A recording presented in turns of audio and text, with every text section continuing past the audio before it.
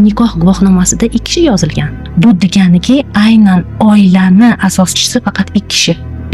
Oila deydi va o'sha haligi kattadan katta son sanoqsiz urug' aymoq ko'zimiz oldiga keladi.